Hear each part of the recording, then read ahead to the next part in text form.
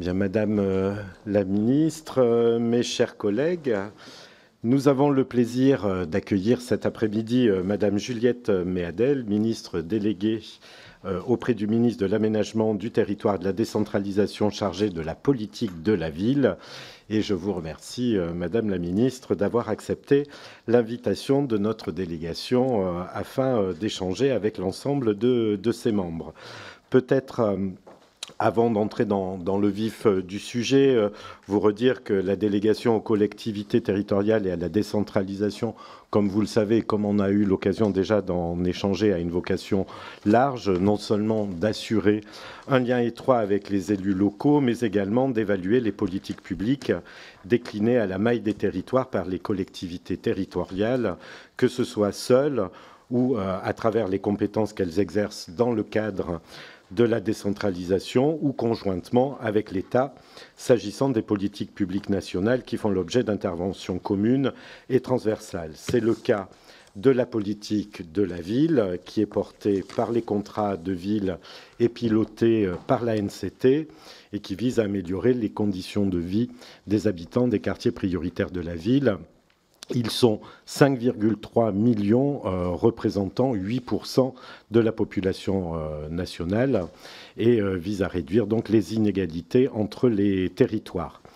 Je me dois de préciser, sans préempter les discussions que nous aurons, que le périmètre de vos attributions regroupe la politique de la ville et également, en association avec la ministre chargée du logement, la mise en œuvre de la politique de rénovation urbaine dans les quartiers urbains défavorisés. C'est probablement un sujet sur lequel nous aurons l'occasion d'y revenir. Aussi, nos interrogations porteront, si vous le voulez bien, sur ce champ d'action qui, s'il ne comprend pas le logement, n'en demeure pas moins vaste, se situe au cœur du vivre ensemble et suscite des attentes fortes de la part de nos concitoyens qui vivent dans ces quartiers.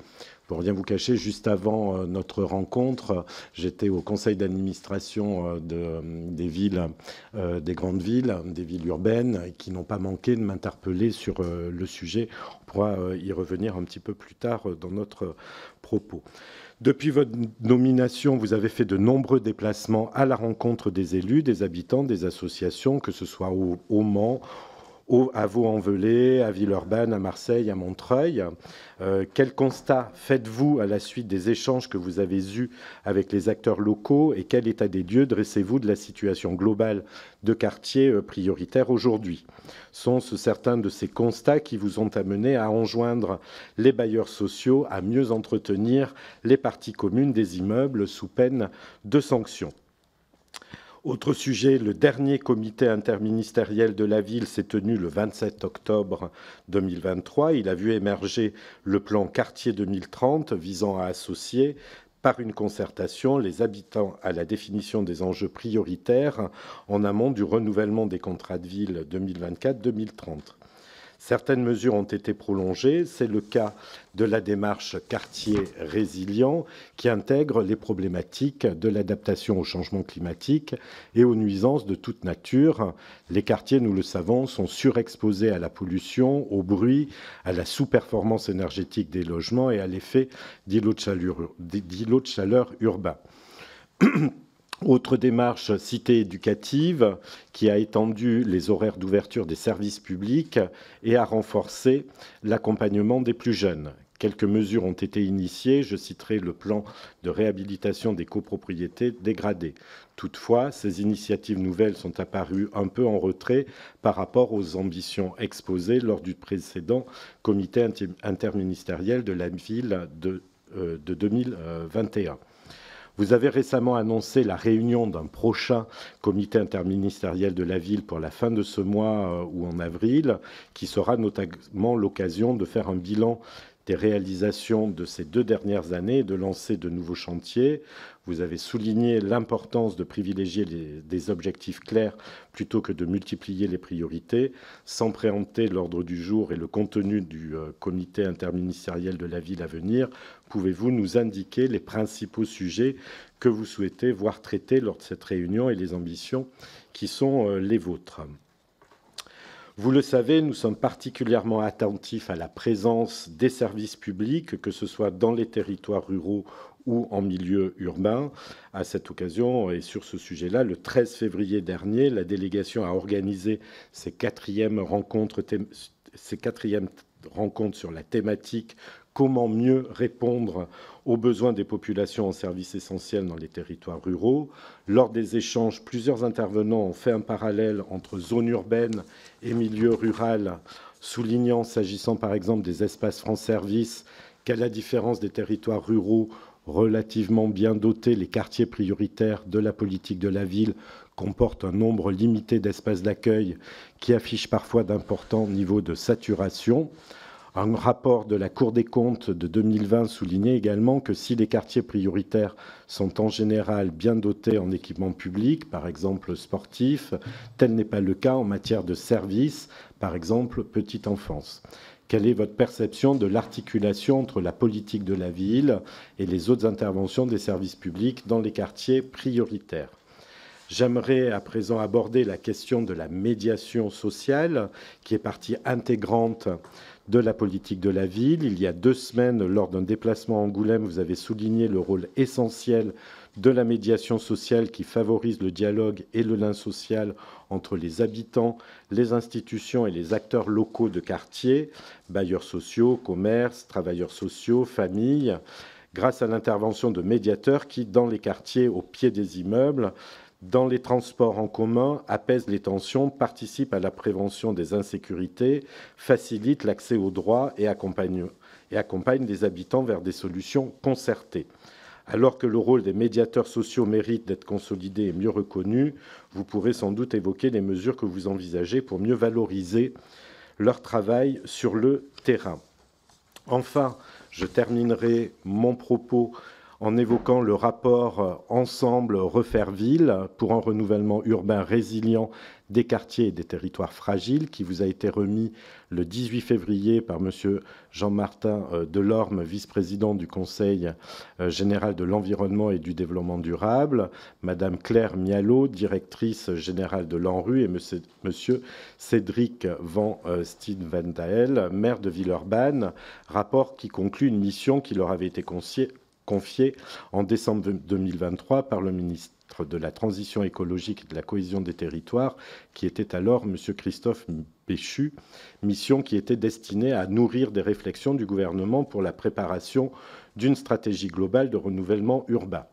Parmi les propositions phares de ce rapport figure la création d'un comité interministériel d'aménagement du territoire associant les collectivités territoriales pour coordonner la mobilisation dans les quartiers fragilisés, partant d'une part du constat de déséquilibres socio-spatiaux persistants contre lesquels une politique nationale doit être réaffirmée, et d'autre part de la nécessité d'anticiper les conséquences territoriales du changement climatique.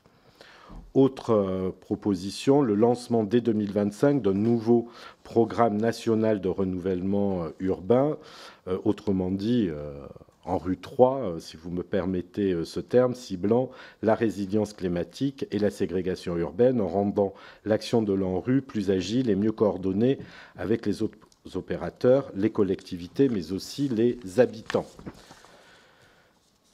Le financement de l'ANRU d'opérations relevant de la gestion urbaine de proximité pendant les travaux de renouvellement urbain afin d'améliorer la qualité de vie des habitants. Et enfin, l'extension envisagée de l'action de l'ANRU et des autres opérateurs à d'autres territoires vulnérables hors géographie prioritaire. Que vous inspirent les conclusions de ce rapport ? Quelle est votre approche de la gestion urbaine de proximité et des enjeux humains pendant une opération de renouvellement urbain, mais aussi après ? Est-il pertinent de lancer dès à présent un ANRU 3 et en quoi l'ANRU 3 doit-il se distinguer du NPNRU pour ne pas manquer sa cible de mixité sociale et d'attractivité des quartiers prioritaires ? Cette question m'amène au NPNRU, lancé formellement en 2014, alors que le PNRU n'était encore pas achevé. Le NPNRU est désormais rentré dans sa phase opérationnelle avec des décaissements. Son financement est équivalent au PNRU, soit 12,1 milliards d'euros apportés par l'ANRU et pour la réhabilitation de 453 quartiers, dont 202 d'intérêt national. À fin 2024, environ les 2/3 du programme étaient engagés. Pouvez-vous nous indiquer si l'objectif d'un engagement complet du programme d'ici 2026, comme cela a été annoncé pour un horizon d'achèvement en 2030 ou 2031, sera réalisé?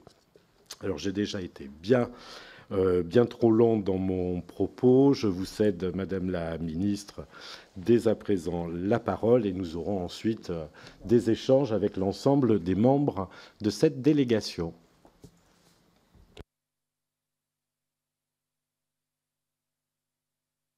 Ah, s'il suffit d'appuyer sur le bouton, c'est toujours mieux. Merci, merci de cette invitation à venir vous rencontrer sur ce portefeuille de la politique de la ville que j'ai l'honneur et le bonheur de conduire. C'est un temps pour moi qui est très important que celui de l'échange avec vous. D'abord parce que je pense que c'est toujours essentiel que les membres du gouvernement commencent l'exercice de leur action ministérielle par une rencontre et peut-être même qu'on pourra se voir à la fin, c'est-à-dire à la fin de ce gouvernement, parce que je trouve que c'est toujours bien de faire des points d'entrée et puis des points de sortie pour évaluer. Voilà, absolument. On n'est pas encore dans une commission d'enquête, mais pas loin. Alors, merci infiniment. Je voulais vous dire quelques mots. Et je vais m'appuyer pour vous parler de la structuration de la politique de la ville sur les 3 grands piliers qui nous ont été proposés par le Premier ministre parce qu'ils ont le mérite d'être simples, clairs et de correspondre en plus à l'action que j'entends mener. Il y a 3 fondements pour notre action. D'abord, le fondement de l'urgence, et pas seulement pour des raisons que vous connaissez, qui sont des raisons de calendrier politique, mais le premier pilier, c'est l'urgence parce que la situation sociale des quartiers est une situation qui appelle une réponse urgente. Ensuite, le second pilier, c'est la réconciliation avec nos concitoyens. Et pas seulement la réconciliation avec les habitants des quartiers politiques de la ville. En fait, c'est la réconciliation avec tous nos concitoyens. Et troisièmement, la refondation, c'est-à-dire comment nous allons à nouveau inspirer confiance, surtout dans ces zones qui sont des zones de crise de sens et même de crise d'adhésion à la République.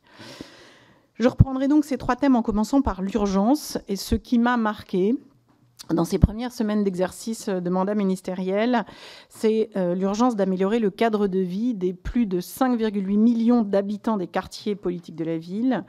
Et pour cela, la première chose dont je me suis saisie, c'est la gestion urbaine de proximité. En fait, ce qu'on appelle la GUP, c'est un moyen au service d'une volonté. C'est aussi un outil qui vise à l'amélioration du cadre de vie, mais c'est aussi, en fait, un vecteur de dignité qui n'est pas décidé du haut vers le bas, mais qui relève d'une méthode contractuelle, qui relève au fond de la co-construction, qui relève en réalité d'un contrat. C'est pour ça que je dis aux bailleurs sociaux que je rencontre à présent dans chaque département et aux élus avec lesquels je travaille, je leur dis, nous sommes une équipe. Pourquoi nous sommes une équipe? Tout simplement parce que la gestion urbaine de proximité repose sur un contrat qui s'appelle donc une convention d'exonération de taxes foncières sur les propriétés bâties. En réalité, c'est un abattement. Et cette convention met autour de la table 3 parties, l'État, la mairie, les bailleurs sociaux. Cette convention est annuelle et donc cette convention a un objectif, c'est qu'en échange de l'aide qui est octroyée par l'État et les collectivités locales, qui est une aide que nous avons chiffrée à 315 millions d'euros, il y a un engagement de surentretien par les bailleurs sociaux des parties communes.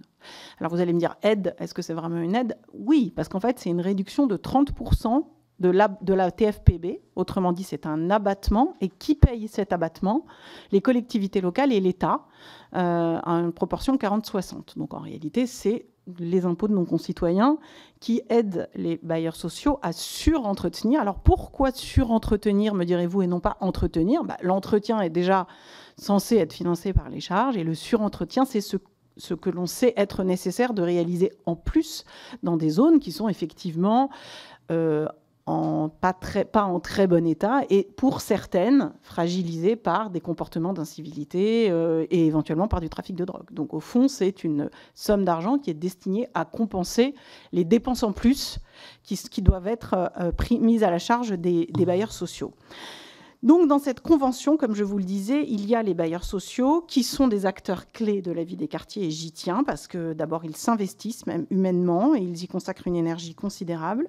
Mais il y a aussi, et vous le savez mieux que personne, les élus locaux, les maires, les présidents de PCI, tous les élus de proximité qui connaissent leurs habitants, qui connaissent les communes, qui connaissent leurs réussites et leurs peines.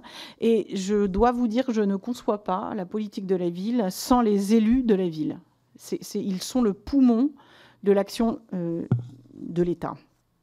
Pour autant, le constat que je fais aujourd'hui, c'est celui d'un mal-être dans beaucoup de quartiers, d'un mal-être profond contre lequel nous devons lutter. Et pour lutter contre ce mal-être, on n'a pas beaucoup de temps et on n'a pas beaucoup d'argent.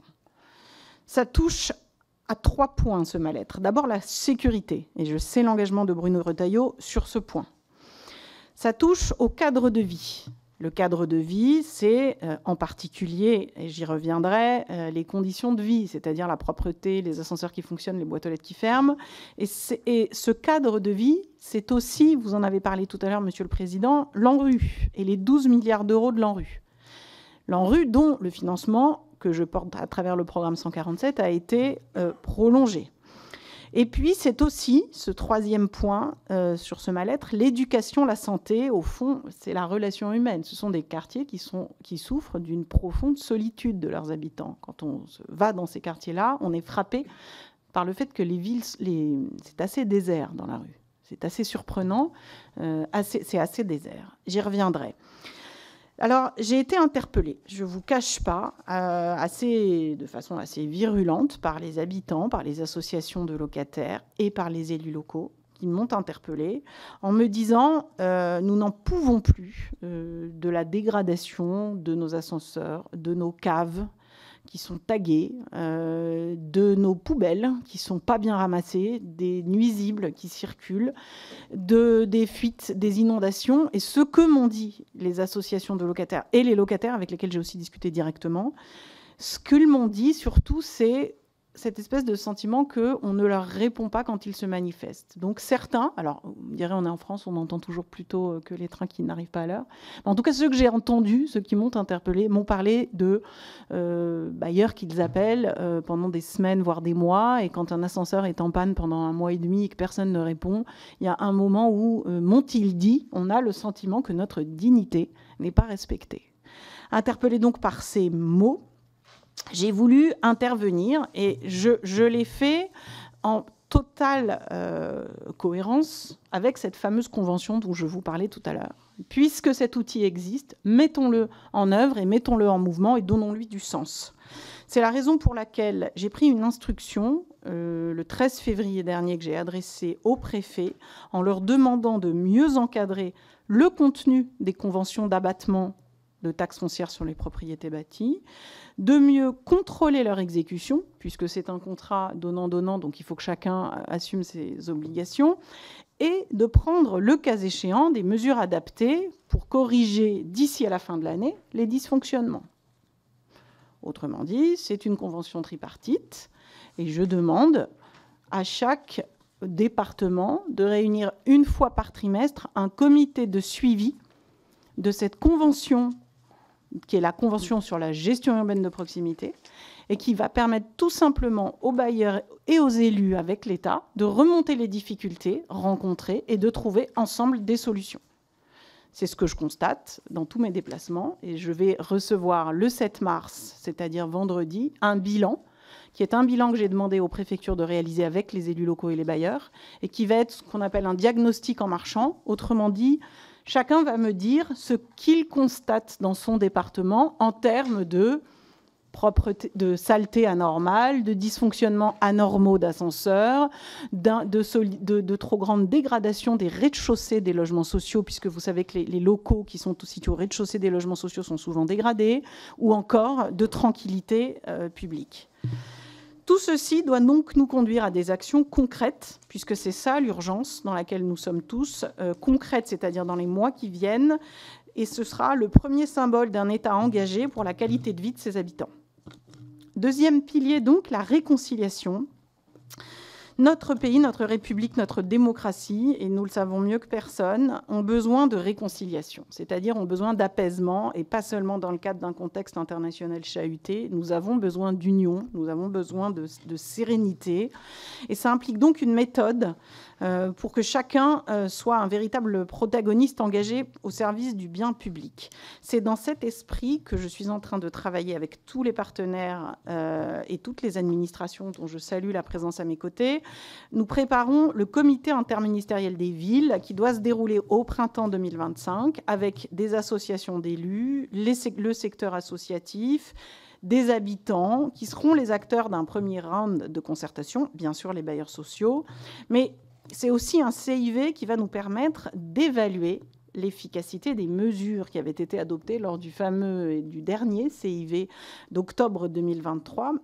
Alors, il y avait eu des objectifs très ambitieux. Vous vous souvenez qu'on était après les émeutes, suite à la mort de Naël. Les objectifs étaient ambitieux. Le nombre d'objectifs était aussi très ambitieux, puisqu'il y avait plus de 80 mesures. Mais évidemment, il y a eu ensuite, comme vous le savez, une crise financière, une dissolution, et il est certain que l'action publique a été un peu retardée. Donc, il nous appartiendra autour du Premier ministre de définir quelles sont les mesures que nous conservons et quelles sont celles dont nous pensons qu'il convient de revoir l'économie générale. L'objectif de ce CIV, ça sera surtout d'unir nos forces autour de quelques objectifs évaluables, quantifiables et surtout inscrits dans un calendrier, de telle sorte que le gouvernement pourra en suivre chaque année la mise en œuvre, mais surtout, je pense à vous, qui êtes responsable de l'évaluation des politiques publiques. Si vous avez quelques objectifs fixés, vous pourrez plus facilement en examiner l'efficacité ou pas. La réconciliation, c'est donc ça, c'est faire en sorte que les habitants des quartiers prioritaires vivent dans des conditions dignes et s'inscrivent en plus dans un cadre où ils nous font confiance. Quand je retourne, par exemple, je suis retournée une deuxième fois à Marseille, 5 semaines après, pour vérifier les progrès de ce que j'avais engagé 5 semaines avant, les habitants m'ont dit « mais c'est bien que vous soyez revenus pour vérifier ». Et donc, ils sont très sensibles au fait que leurs ministres reviennent, suivent, même si c'est là, en l'occurrence, une crèche dont les travaux ont fort heureusement redémarré grâce à notre intervention. Ça permet aux habitants de dire, vous voyez, en fait, on peut changer les choses, on peut qu'on suive tout ça, et ça leur permet de donner aussi confiance dans l'action de l'État et des élus locaux, parce que je peux vous dire que autour de ces déplacements-là, l'intervention des élus locaux est décisive.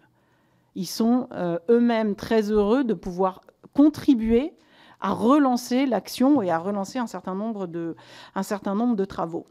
Alors tout ça, ça ne serait rien sans le budget, et je vous remercie parce que vous avez bien voulu nous accorder un budget qui n'est pas trop en baisse par rapport à 2024, donc je vous en remercie très chaleureusement. Il ne me donne que des responsabilités, c'est-à-dire celle de faire mieux avec moins, évidemment dans une logique constante d'évaluation des politiques que nous menons. Et je vous redirai donc ce chiffre de 609,6 millions d'euros que vous avez bien voulu inscrire au programme 149. C'est à la fois beaucoup, mais c'est peu. Programme 147, pardon. Je lis 609, mais le programme 147. Alors que la géographie de la politique de la ville, comme vous le savez, a été revue il y a peu. Et ce qui aussi nous a obligés, évidemment, à un réexamen global. Mais grâce à vous, j'ai pu sanctuariser le financement des adultes relais au niveau de début 2024, ce qui est fondamental pour garantir la présence sur le terrain de relais responsables et modérateurs qui avaient été utiles en juin 2023 notamment. Je compte notifier au préfet de région aussitôt que possible les crédits qui sont destinés aux contrats de ville, les enveloppes d'emploi, afin d'avancer au mieux et le plus rapidement possible. Et je sais compter sur leur vigilance pour aussi évaluer la pertinence et l'efficacité des financements accordés. Moi, j'aurai une attention particulière sur les partenariats nationaux, de telle sorte que les crédits confiés soient bien destinés à l'action sur les quartiers de la politique de la ville, puisque ça ne vous a pas échappé, c'est donc le cœur de mon engagement. Et troisièmement, après l'urgence et la réconciliation, la refondation, je voulais vous parler là des trois grands trois grandes structures, enfin trois grands piliers de la politique de la ville que je compte mener dans le cadre du prochain comité interministériel des villes. Et donc, je vous en parle en tout premier. Comme ça, vous allez me dire ce que vous en pensez et ça va nous permettre déjà d'engager un processus itératif.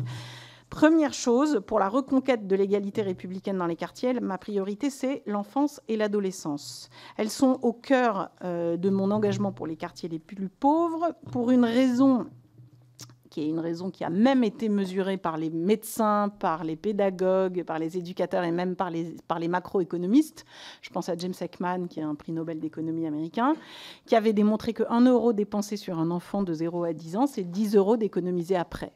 Ça n'enferme pas la question des politiques de soutien à l'enfance dans une dimension purement pécuniaire, mais ça dit que tout se joue quand on est petit. Et si quand on est petit et qu'on a déjà du retard parce qu'on a des retards de langage, parce qu'on a des retards de développement, parce que la précarité sociale est le premier facteur de risque des maladies et des maladies psychiques, si on peut intervenir dès ce moment-là, on maximise la capacité à éviter, à réorienter, à réparer et au fond à lutter contre ces inégalités sociales qui sont donc à prendre à la racine. Pour cela, nous avons un très bel outil qui a été lancé par mes prédécesseurs et notamment par le président de la République. Ce sont les cités éducatives. Vous les connaissez tous. Je ne veux pas être trop long, donc je ne vais pas y revenir, mais vous connaissez l'importance donc. D'ailleurs, grâce à l'amendement parlementaire qui a été voté dans le cadre de la loi de finances, j'ai pu renouveler les cités éducatives qui arrivent à échéance et concrétiser les projets engagés en 2024. Mais je m'engage aussi à examiner les nouveaux projets dont j'ai été saisie pour soutenir en 2025 par un fonds d'amorçage les plus beaux projets.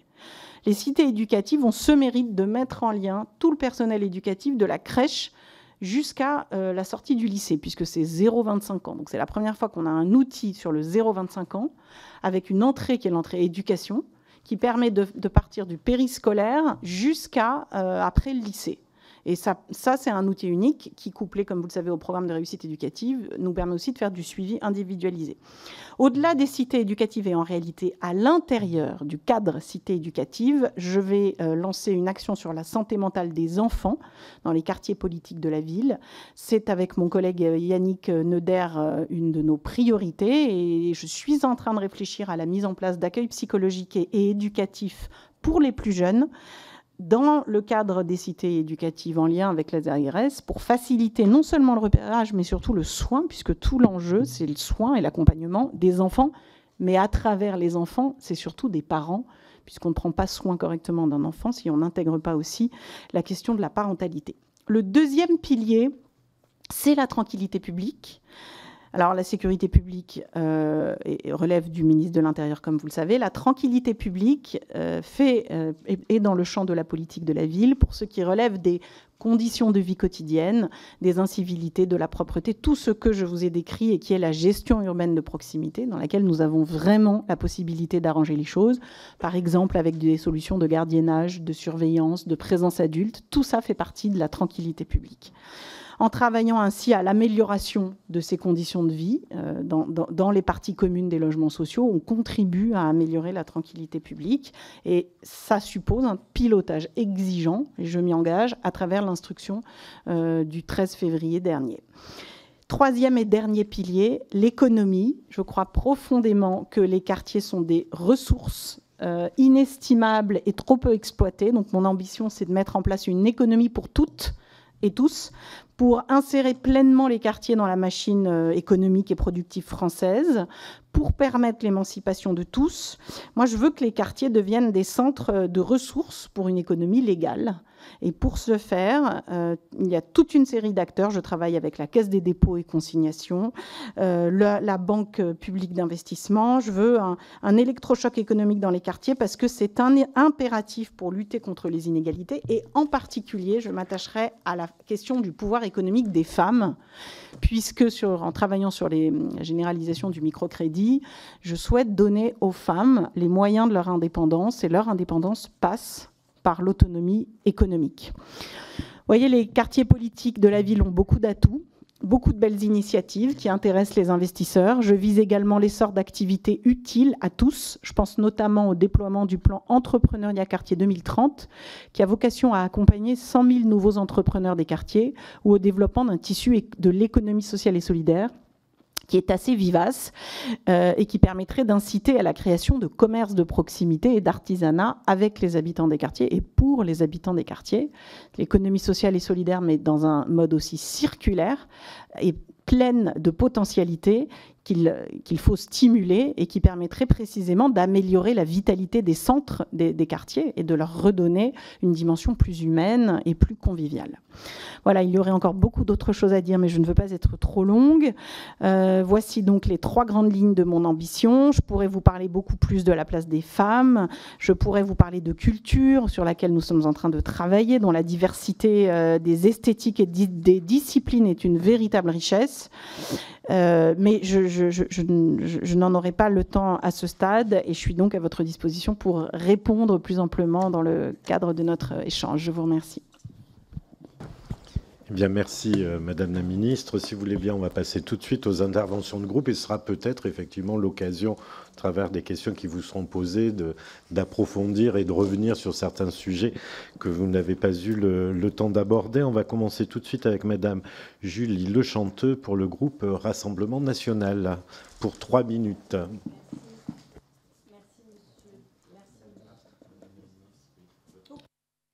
Merci Monsieur le Président, Madame la Ministre. Depuis des années, l'État concentre l'essentiel des financements de la politique de la ville sur les quartiers prioritaires, avec des résultats souvent décevants. En 2024, 639 millions d'euros y ont été alloués, soit une augmentation de près de 40 millions d'euros par rapport à 2023, pour un budget total atteignant 117 milliards d'euros depuis 2010. Pourtant, la Cour des comptes a dressé dans un rapport en 2020 un bilan alarmant de ces programmes pointant leur manque d'efficacité. En effet, malgré ces efforts, la violence, la délinquance et le communautarisme continuent de prospérer dans ces zones. Dans le même temps, nos petites communes et territoires ruraux, qui ne connaissent ni émeutes ni violences urbaines, se sentent totalement abandonnés. Alors que les quartiers prioritaires bénéficient de dispositifs spécifiques, nos campagnes manquent cruellement de services publics, de crèches, de transports, de médecins et de soutien pour la rénovation de leur centre-ville. Et pourtant, ces territoires incarnent une France qui travaille, respecte les règles et subit elle aussi de plein fouet les inégalités. Par ailleurs, ces communes petites et moyennes sont aussi les premières à subir de lourdes sanctions financières lorsqu'elles ne parviennent pas à remplir les objectifs de la loi SRU en matière de logements sociaux, alors même que leur application y est souvent quasiment impossible. Ces pénalités pèsent lourdement sur les budgets locaux, alors qu'ils pourraient être par exemple réaffectés à des actions plus adaptées aux réalités locales, permettant une véritable politique de la ville au bénéfice de tous. Madame le ministre, ne pensez-vous pas qu'il est temps de rééquilibrer cette politique en intégrant pleinement les territoires ruraux, afin qu'ils bénéficient eux aussi des moyens nécessaires à leur développement et à l'amélioration de la qualité de vie de leurs habitants? Je vous remercie. Merci. Je vous propose qu'on groupe les questions par 2, ce qui permet comme ça d'apporter une réponse à chacune des questions tout en les groupant malgré tout. Et on poursuit avec Madame Violette Spielbout pour le groupe EPR. Oui, merci Monsieur le Président, merci Madame la Ministre, chers collègues. Le jeudi 13 février dernier, vous êtes venu à Lille pour soutenir les projets de rénovation urbaine et signer une instruction ministérielle pour améliorer le cadre de vie des habitants dans les quartiers prioritaires de la ville. Je sais et je vois combien vous êtes impliqués pour l'apaisement et le développement de nos quartiers partout en France. J'aurais donc pu vous parler aujourd'hui de culture dans les quartiers politiques de la ville ou d'égalité économique entre les femmes et les hommes, mais j'ai choisi cet après-midi la sécurité et plus particulièrement la sécurité routière. Je sais que vous êtes sensible à ces sujets, en particulier dans nos quartiers, d'autant plus que vous avez été secrétaire d'État en charge de l'aide aux victimes et que vous aviez regretté la disparition de cette fonction.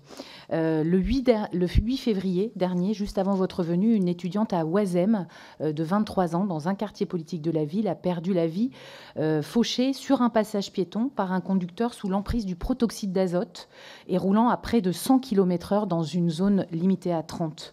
Ce drame programme illustre le risque des comportements routiers dangereux dans nos centres urbains et dans nos quartiers, qui est en augmentation, notamment la conduite sous l'emprise de stupéfiants. Et donc, dans ce cadre, les villes, les mairies ont la possibilité de recourir à beaucoup d'actions avec, bien sûr, la police et la justice. On le sait, le déploiement de la vidéoprotection se fait dans beaucoup de villes et de plus en plus, et il est encouragé par l'État, notamment avec des cofinancements de ces programmes de vidéoprotection. Mais il y a un dispositif en mars 2024, un décret d'application de la loi 3DS qui a permis maintenant aux maires d'installer leur propre radar automatique. Et c'est donc très récent, c'est encore très peu développé. Ça peut être installé par l'État, mais aux frais de la commune. Les freins, c'est les frais d'investissement et les modalités de reversement des amendes de ces radars automatiques. Mais c'est aujourd'hui un nouveau pouvoir des maires. Et donc, sur cette question de la sécurité routière, où on sait que l'accompagnement des procédures judiciaires et la prévention sont très importantes, on sait que le rôle des radars est très important. Je voulais savoir si votre ministère a pu déjà, dans le peu de temps qui vous a déjà été imparti, se saisir de cette question, en particulier liée à la vitesse et à la conduite sous l'emprise de stupéfiants. On le sait, on a 2 points législatifs en cours sur ce sujet. Le sujet de l'homicide routier qui doit arriver en 2e lecture à l'Assemblée nationale pour lequel on milite. Et puis aussi la proposition de loi de ma collègue sénatrice lilloise sur l'interdiction de conduire des SUV pour des jeunes conducteurs. Donc tout le monde se bouge sur le sujet. Mais je crois que c'est un sujet nationalement très important. Et donc je serais intéressée de vous entendre sur ce point. Je vous remercie. Merci Madame la députée. Madame Julie Lechanteux, alors quelques réponses. J'entends effectivement le reproche qui est fait de traiter plus les uns que les autres. D'abord, ce que je voulais vous dire, c'est que je suis, comme vous, une élue de la République et que, par définition, le gouvernement auquel j'appartiens ne distingue pas et ne considère pas que la République se fracture et qu'il faut s'occuper plus des uns que des autres. C'est la raison pour laquelle, au ministère de l'Aménagement des Territoires, il y a Françoise Gatel, qui est ma collègue, qui s'occupe de la ruralité. Moi, je m'occupe des quartiers et nous avons toutes les deux à cœur de conduire ensemble un certain nombre d'actions. D'ailleurs, nous avons des tas de points communs. Nous travaillons ensemble sur les tiers-lieux, puisque c'est un outil pour lutter contre la ségrégation sociale, pour toutes les deux. Nous travaillons aussi ensemble sur l'accès aux services publics. Vous savez, les maisons France Service, en réalité, il y en a 2800 en France, mais figurez-vous qu'en fait, en QPV, il y en a seulement 500. Ça dit quand même quelque chose. Ça dit le fait que dans les décisions d'aménagement et de l'accès aux services publics, on se dit pas spontanément on va plus favoriser tel ou tel. Non, on essaie de faire en sorte que sur tout le territoire, le service public soit accessible le mieux possible. Alors évidemment, la question de l'accès aux services publics, c'est aussi la question des transports. Et dans zone rurale, il y a un impératif de désenclavement, vous avez raison, mais il faut quand même aussi savoir que dans certains quartiers politiques de la ville, et y compris en Île-de-France, même si à vol d'oiseau, ils ne sont pas très loin des centres urbains, il y a certains endroits, où, par exemple dans le Val d'Oise, où quand on habite à Cergy et qu'on veut aller travailler à Roissy, il faut repasser par Paris. Vous voyez, et donc il y a aussi pour ces habitants-là, au fond, des jeunes qui ont envie de travailler, mais qui ne peuvent pas. Alors, quelle est la charge du ministère que j'occupe? C'est d'essayer de donner accès à chacun aux moyens de son émancipation sur le plan économique. C'est la raison pour laquelle on a lancé un certain nombre d'études pour montrer à quel point la politique de la ville est utile. Et il est évident que quand on regarde une étude qui a été conduite en Seine-Saint-Denis par Laurent Davzy, ça s'appelle Seine-Saint-Denis, le sas ou la nasse.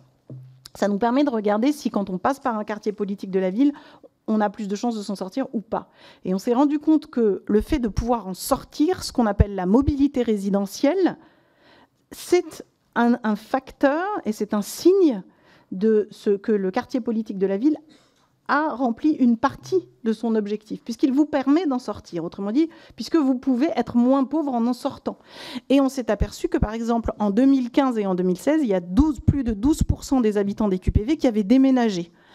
Plus de 12%, alors que c'est moins de 12% hors QPV. Donc c'est déjà un bon signe, et ça signifie que dans 6 cas sur 10, les habitants des QPV en sortent, et sortent d'un QPV. Autrement dit, sortent d'un quartier pauvre, sortent d'une géographie prioritaire. C'est un bon signe pour montrer que les efforts qui sont faits permettent de lutter contre ce creusement des inégalités, et je vous le dis franchement, permettent aussi de lutter contre la ghettoisation, la ségrégation et le séparatisme. Parce que l'ambition de notre gouvernement, c'est d'avoir une République unie et c'est de faire partager un certain nombre de valeurs. Mais pour cela, il faut aussi être capable d'adresser les problématiques là où elles se posent de façon les plus crues. Et donc là où les problématiques sont de façon les plus crues, on intervient sur l'enfance, sur l'éducation, sur l'encadrement, sur la présence des adultes, sur la sécurité, mais aussi sur l'émancipation pour les femmes, notamment par l'indépendance économique. Et si on ne fait pas ça, ça sera pire que ce qu'on est en train de vivre aujourd'hui. Laisser tomber ces quartiers, c'est vraiment donner encore plus de moteur et d'essence à tous ceux qui veulent la division en France et ceux qui veulent semer le chaos. Donc c'est aussi la raison de notre engagement. Madame Spilbou sur effectivement la sécurité. D'abord, comme vous le savez, la question des quartiers politiques de la ville est totalement liée à celle de la sécurité. Sur le plan sécurité globale, avant de parler de sécurité routière, un mot pour vous dire qu'il y a un plan d'action, il y a des plans départementaux d'action de restauration de la sécurité du quotidien qui ont été pris en février 2025, dans lesquels sont évidemment partie prenante les quartiers politiques de la ville, parce que ce sont des dispositifs de sécurité un petit peu renforcés, on va dire, un petit peu spécifiques. Moi, j'y attache une importance forte. Je vous parlais tout à l'heure de tranquillité, et effectivement, la tranquillité dans les quartiers, c'est aussi ce qui est permis par de la présence d'adultes, par des médiateurs, dont on reparlera tout à l'heure et dont j'assure aussi le financement, par la police municipale, dont les élus sont responsables, mais aussi par une mobilisation du ministère de l'Intérieur, puisqu'il y a 82 zones de sécurité prioritaire et 71 quartiers de reconquête républicaine. Autrement dit, cette question-là n'est pas du tout laissée de côté. Sur votre question sur la sécurité routière, c'est aussi une priorité du ministre de l'Intérieur. Ce que je peux vous proposer, c'est d'y travailler avec lui et de vous donner une réponse plus précise pour voir ce que nous pouvons faire dans ce cadre, parce que je sais que ça fait aussi partie des nuisances, y compris pour les habitants des quartiers. D'abord, ça fait peur aux enfants, ça peut faire peur, et puis ça génère du bruit, c'est pénible, et il faut de la régulation. Donc on va y travailler. Merci Madame la Ministre. On reprend les interventions de groupe avec Madame Fanny Dombrecoste pour le groupe socialiste et apparenté. Merci Président, Madame la Ministre. Alors que la crise du logement s'intensifie et que les fractures sociales se creusent, l'engagement des élus locaux pour la mixité sociale est plus crucial que jamais. Pourtant, ces élus qui portent des politiques volontaristes pour favoriser la diversité sociale dans les écoles, l'habitat et l'accès à la propriété sont bien souvent livrés à eux-mêmes. Depuis des décennies, la politique de la ville oscille entre espoir et désillusion. On parle de milliards investis, mais la réalité est plus contrastée. Ces financements reposent largement sur les collectivités locales, les bailleurs sociaux et les salariés, via l'Action Logement. Bien plus que sur la solidarité nationale, finalement. Pendant ce temps, les inégalités persistent et les élus en première ligne peinent à obtenir quelquefois le soutien de l'État pour mener à bien des projets pourtant essentiels. À Montpellier, des dispositifs ambitieux ont été mis en place. Au-delà des dispositifs de l'État, développement du bail réel solidaire, soutien aux primo-accédants pour favoriser la mixité résidentielle, régulation des loyers pour lutter contre la spéculation et les marchands de sommeil, rénovation urbaine dans le cadre de l'ANRU, démolition et construction d'écoles en lisière de territoire pour favoriser la mixité sociale à l'école. Et je pourrais ajouter ce que vous avez évoqué sur la tranquillité, mise en place d'une brigade d'agents de tranquillité dans le logement social et aussi un gros travail qui est fait pour attirer des entreprises dans ces territoires. Ces mesures permettent de garantir un équilibre entre les territoires, de donner à chacun la possibilité de vivre dignement dans nos villes et d'éviter l'enfermement de certains quartiers dans des logiques de ségrégation. Mais ces politiques volontaristes nécessitent un accompagnement fort de l'État. Trop souvent, ces maires bâtisseurs qui prennent ces responsabilités sont confrontés à des résistances multiples, à des financements complexes et insuffisants. Madame la Ministre, les élus qui agissent concrètement pour la mixité sociale et la cohésion urbaine doivent être soutenus, non seulement financièrement, mais aussi institutionnellement. Quelles mesures concrètes peut-on mettre en œuvre? Le gouvernement peut-il mettre en place pour accompagner ces maires qui, bien loin des discours incantatoires, agissent pour une ville plus équilibrée et plus juste? On poursuit avec Monsieur Pierre Cordier pour la droite républicaine. Merci Monsieur le Président, Madame la Ministre, chers collègues. Nouzonville, 5592 habitants. chômage 17,4%, taux de pauvreté 26%, foyer non imposable 63%. Fumay, 3151 habitants, chômage 25,1%, taux de pauvreté 25%, foyer non imposable 67%. Bogny-sur-Meuse, chômage 22,8%, taux de pauvreté 24%, foyer non imposable 63%. Revin, 5815 habitants, chômage 26,5%, taux de pauvreté 25%, foyer non imposable 66%. Je voulais vous donner ces chiffres, Madame la Ministre, parce que ce sont 4 communes du département des Ardennes et de la circonscription sur laquelle je suis élu depuis 2017. 4 communes qui ont été retirées, entre guillemets, de la politique de la ville lorsque les critères ont été revus par votre prédécesseur, Myriam El Khomri, en 2014. Aujourd'hui, on ne prend plus en critère que le revenu, en l'occurrence 11 250 € par an et par foyer, alors qu'auparavant, ces communes qui étaient dans la politique de la ville bénéficiaient d'un certain nombre de soutiens de la part de l'État qui ont été rayés de la carte lorsque Myriam El Khomri est devenue ministre de la ville.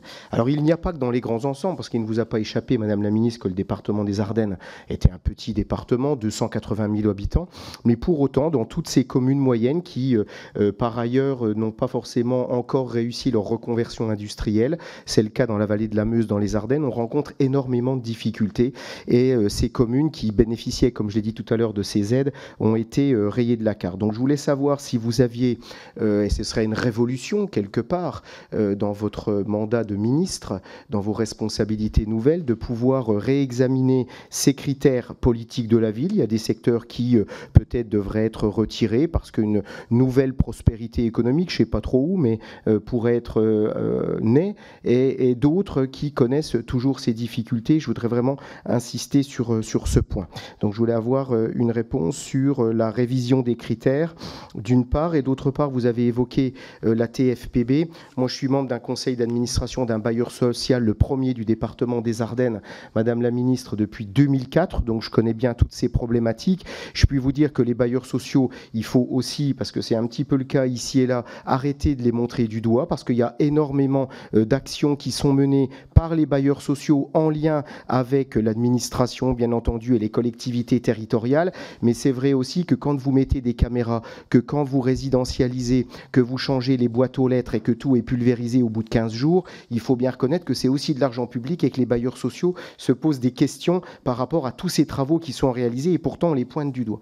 Donc j'aurais voulu savoir un petit peu comment vous voyez les choses aussi pour ne pas incriminer et montrer du doigt parfois les bailleurs sociaux à tort. Je vous remercie. Merci, monsieur le député. Alors, je vais commencer par Fanny Dombrecoste. Madame la députée, un mot pour vous dire que d'abord, il y a une solidarité totale de l'État à l'endroit des élus locaux des quartiers politiques de la ville. Pour vous dire même, puisque votre question portait sur l'accompagnement institutionnel, et je vous parlerai après de l'accompagnement financier, mais sur le plan institutionnel, dans la méthode, moi j'ai l'habitude, et je l'avais déjà fait, de faire beaucoup de co-construction, c'est-à-dire d'avancer avec. Ce ministère a été remis en place par le Premier ministre, là, au mois de décembre, il n'y en avait plus. Donc c'est aussi un signe, on a un Premier ministre qui est maire, c'est aussi un signe que rien ne se fait sans une démarche non seulement d'accompagnement, mais aussi de soutien. Et j'ai déclenché notamment la gestion urbaine de proximité, on y reviendra tout à l'heure, monsieur le député Cordier, mais aussi à la demande des élus locaux.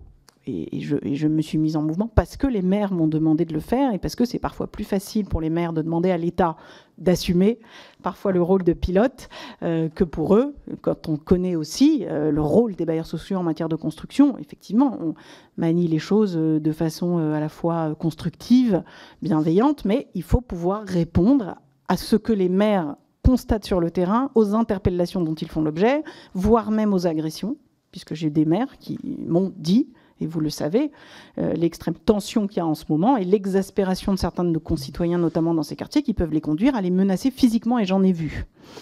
Donc c'est à la fois un rôle d'écoute, de co-construction. J'ai reçu le Conseil national des villes et banlieues, tous les maires.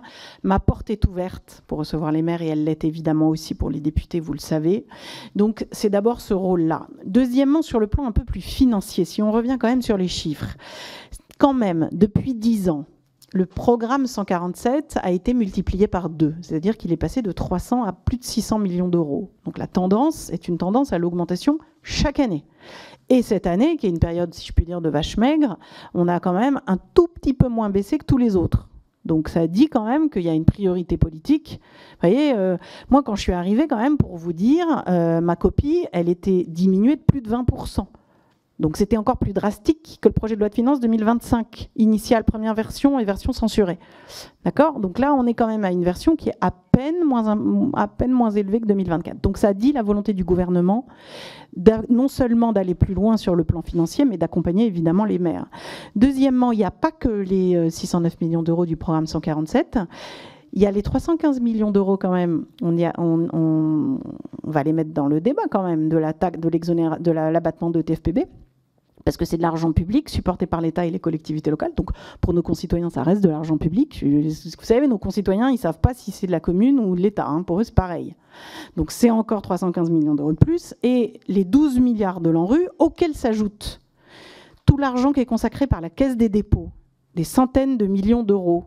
La Banque publique d'investissement sur entrepreneuriat quartier 2030, c'est près de 380 millions d'euros.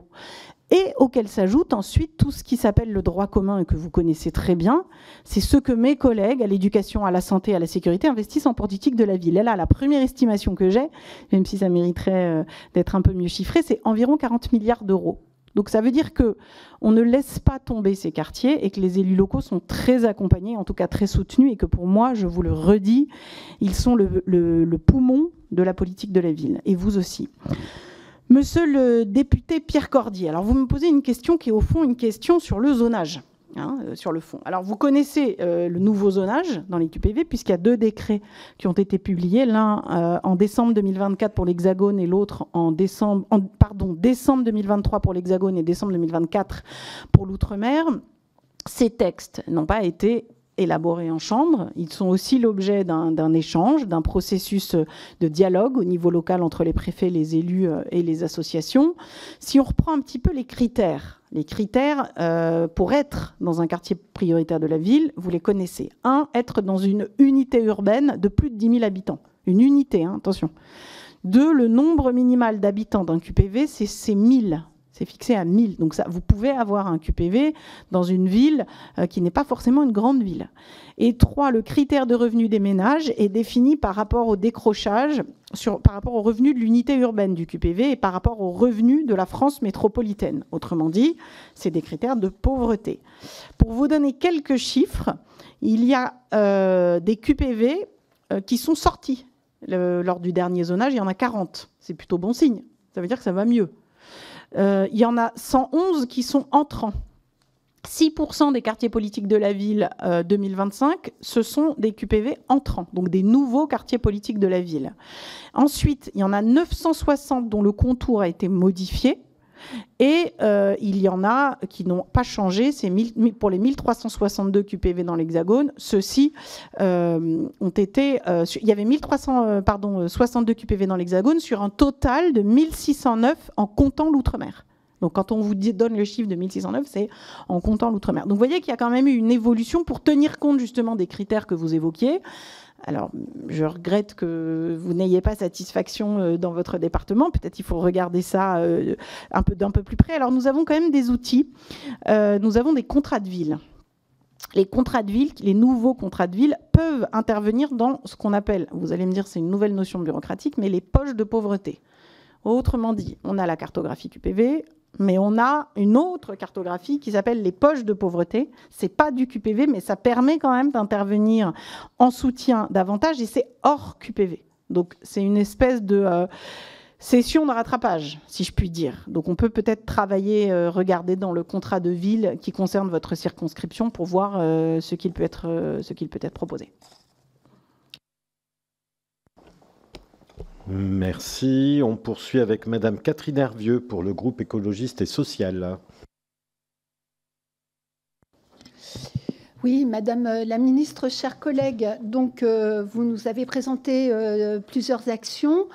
Je suppose qu'elles reposent sur des évaluations de ce qui a été fait jusqu'à présent depuis plus de 25 ans que les enjeux en rue sont mis au cœur des politiques publiques, des quartiers politiques de la ville. La question de la rénovation des logements existants, pour laquelle les normes évoluent pour plus d'efficacité depuis plus de 20 ans, en est une concernant cette évaluation. Par ailleurs, on constate aussi que les besoins de logement augmentent et que la production s'est ralentie l'année dernière de façon assez drastique pour des tas de raisons. La tension est donc forte et il y a de ce fait le levier de la rénovation du bâti existant nous semble tout à fait intéressant. Il y a aussi le signal sur la rénovation énergétique des copropriétés, qui est d'autant plus important que les indicateurs d'accélération du changement climatique sont aussi mis au cœur du débat public, même si certains le réfutent. J'insiste là-dessus. Les données sont scientifiques et il faut s'en servir. Il y a une autre question, c'est celle de la préservation des ressources propres aux bailleurs. On sait que ça avait été un sujet fort il y a quelques années, donc il nous semble aussi important de s'assurer de ces ressources propres pour que localement, ils puissent aussi pouvoir agir, certes, compétences État aux questions de logement, mais aussi il y a des déclinaisons locales qui doivent tenir compte des contextes. Donc, que pouvez-vous nous en dire ?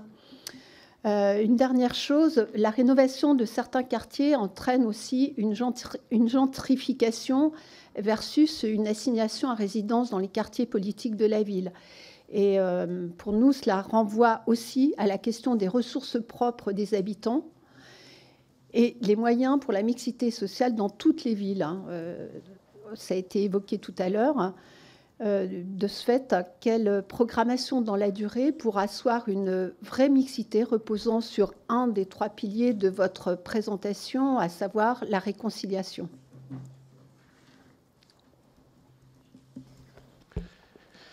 La parole est maintenant à Monsieur Mandon Emmanuel pour le groupe démocrate. Oui, merci, Monsieur le Président, Madame la Ministre, chers collègues.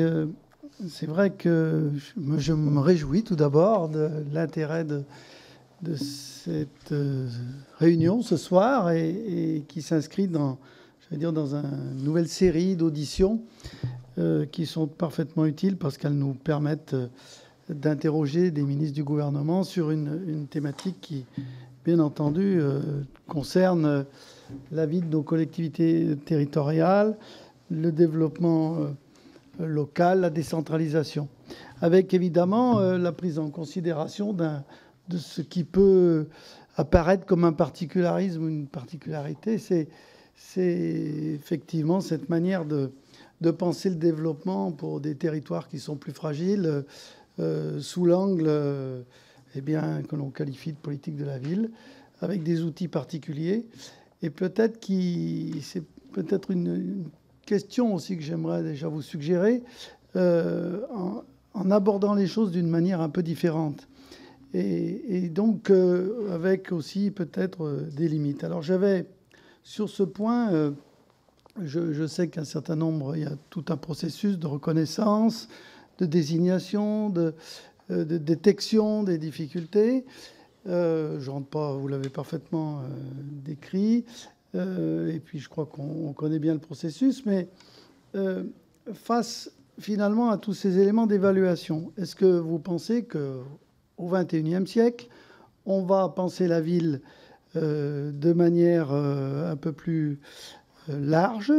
Est-ce que ce développement et cette concentration qu'on a connue, qui a donné une densification, qui pose d'ailleurs des problèmes assez préoccupants sur le plan, je pense, notamment écologique, et bien sur toutes ces interrogations, est-ce que vous pensez que les outils dont nous disposons dans la décentralisation aujourd'hui ne méritent pas d'être réinterrogés et peut-être simplifiés ?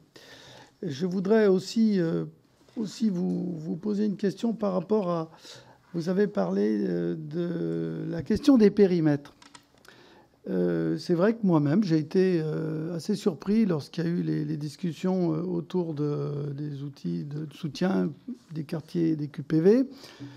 on a pu noter que des communes se trouvaient finalement exclues, alors soi-disant parce que les choses s'amélioraient, mais nous, sur le terrain, on ne le ressentait pas de cette manière. Et d'ailleurs, des maires s'en sont émus. Il y a eu des procédures de rattrapage. Donc ça veut dire que le système est souple et que finalement, les remontées du terrain ont pu être prises en considération. Mais je pense à la pertinence, par exemple, de critères comme la notion d'unité urbaine qui est retenue par l'INSEE. Et moi, je ne conteste absolument pas le travail de l'INSEE qui est jusqu'à preuve du contraire, ce qui nous permettrait de bien définir les périmètres et de travailler de manière, je crois, assez cohérente et rationnelle à l'aménagement du territoire. Pour autant, est-ce que ces notions qui apparaissent assez empiriques ne mériteraient pas d'être peut-être précisées ou clarifiées au niveau de notre législation, de la réglementation? Enfin, il y a une question qui me brûle les lèvres, c'est par rapport à la possibilité de pousser des textes. Est-ce que vous avez des perspectives ou des souhaits particuliers en ces instants? C'est pour ça que je lui ai laissé un petit peu de temps supplémentaire pour qu'il puisse la poser. Merci beaucoup, Monsieur le Président. Super. Bon, ça dépend de vous, en fait. Bon, on va y venir. Alors, je vais commencer par Madame Hervieux sur les ressources. Alors, sur la question d'abord du logement en général et des bailleurs sociaux. D'abord, un petit mot, puis ça me permet aussi de revenir sur la question du député Cordier. Sur les bailleurs sociaux, franchement, je vous le redis comme je le leur ai dit, les bailleurs sociaux sont vraiment les acteurs de la politique de la ville. C'est tout à fait clair. C'est d'abord les acteurs de la politique de la ville à telle enseigne qu'ils sont l'une des trois parties à la fameuse convention sur l'abattement de TFPB. Cette convention, elle est signée avec les bailleurs sociaux. Donc, on est dans une démarche contractuelle, une démarche qui repose aussi sur leur libre arbitre et sur leur engagement libre et non faussé, puisque c'est une convention qui est signée chaque année. Donc, ils ont signé le contrat. Donc, l'idée n'est certainement pas, et vous avez raison de le dire, et je n'ai cessé de le dire, mais les journalistes n'aiment pas la nuance. L'idée n'est évidemment pas de mettre en cause, comme je l'ai entendu, ou de sanctionner ou de dénoncer. L'idée est, on a devant nous 8 mois pour améliorer les choses ensemble sur les conditions de vie dans les parties communes. Donc, on va faire ensemble un bilan. Et si on se rend compte, au terme de ce bilan, que, comme c'est le cas, par exemple, dans certains quartiers, il y a des trafics de drogue d'une telle puissance que les trafiquants détruisent les nouveaux ascenseurs qui coûtent 200 000 € tous les 3 jours, on est bien d'accord que ça va être compliqué de mettre ça dans le cadre de la gestion urbaine de proximité. Et donc, on est bien d'accord qu'il va falloir prendre des mesures spécifiques. Seulement, pour savoir à quel endroit on est dans ce cas de figure et à quel endroit on est juste dans un autre cas où le bailleur oublie de répondre au téléphone quand l'ascenseur est en panne ou quand il y a des rats et que personne n'arrive à dératiser, etc. Si on doit faire la différence entre ces deux cas de figure, il faut bien un bilan. Et si on fait la différence entre ces deux cas de figure, c'est justement pour permettre aux bailleurs qui ont des difficultés structurelles auxquelles ils ne peuvent pas faire face d'en parler. Mais moi, je ne veux plus qu'on reste dans cette situation où personne ne dit rien, personne ne pilote, et il y a des pauvres gens qui souffrent dans les immeubles, et même des bailleurs qui font le maximum mais qui ne s'en sortent plus. Donc rien de tel qu'un bon dialogue, qu'un bon pilotage, et surtout qu'une démarche de transparence où on se dit tout. Et c'est pour ça que je leur ai dit, on est une équipe. C'est l'État, les communes, les bailleurs. On avance ensemble. Voilà, donc je peux vous dire que la plupart sont tout à fait heureux parce que d'avoir une situation où vous êtes piloté, c'est-à-dire où vous êtes un bailleur et que vous avez l'État qui vient et l'élu et qu'ils sont tous autour d'une table tous les trimestres, mais en fait, ça permet quand même de régler un certain nombre de difficultés. Hein. Il n'y a plus rien qui peut rester dans l'angle mort de la politique publique, là, puisqu'on en parle. Alors évidemment, il y aura des situations difficiles, on verra bien, mais je vous promets de vous faire un compte-rendu du bilan que je recevrai le 7 mars et de vous dire ce que je vois et peut-être aussi de vous associer, vous, dans vos circonscriptions, aux réalités que rencontrent nos concitoyens. L'objectif, c'est qu'on surmonte tout ça ensemble. Pour pour vous dire, Madame la députée, je m'éloigne de votre question, comme on a conscience au gouvernement, et en particulier avec Valérie Létard qui s'occupe du logement plus particulièrement, moi je m'occupe de la ville, mais évidemment vous pensez bien qu'on travaille ensemble et qu'on partage le pilotage de l'ANRU, on a quand même réussi, grâce à vous les députés, à préserver une partie des ressources des bailleurs sociaux, puisque comme vous le savez, la RLS, donc la réduction du loyer de solidarité, a été diminuée, donc c'est moins lourd en termes de charges pour les bailleurs sociaux, et le taux d'intérêt du livret A aussi. Un geste significatif a été fait, ce qui a permis d'augmenter les ressources d'environ 800 millions d'euros. Donc ça quand même, c'est censé aider les bailleurs à restaurer une partie de leur marge. Mais je sais à quel point la situation est difficile pour eux et à quel point la crise de l'énergie et l'augmentation des prix et de l'inflation ne sert personne. On en est bien d'accord et moi j'en suis totalement convaincue. Le deuxième point, c'est sur la mixité que vous évoquiez. Sur la mixité, oui, bien sûr, on veut tous faire de la mixité maintenant. Il ne faut pas se faire d'illusions, ce n'est pas facile. Et les maires le savent bien. D'ailleurs, il y a quand même des villes qui ont des QPV, mais qui ne respectent pas SRU. On en trouve quand même. Ce n'est pas si simple. Peut-être qu'il faut réfléchir au niveau de l'agglo. Tout ça, c'est des réflexions pour répondre à l'une de vos questions, monsieur le député, qui relève de ce dont le Premier ministre nous a parlé en termes de réorganisation de l'organisation publique, de l'organisation administrative et publique. Sur la mixité, moi, ce que je vois, je vais vous dire, et c'est le troisième pilier de ma politique, c'est d'augmenter, en fait, le niveau de vie des habitants. Ça n'est pas une utopie. Je pense que si nous arrivons à développer une économie légale dans les quartiers, mon ambition, c'est d'améliorer le niveau général et d'éviter que tous ceux qui commencent à réussir aient envie d'en partir.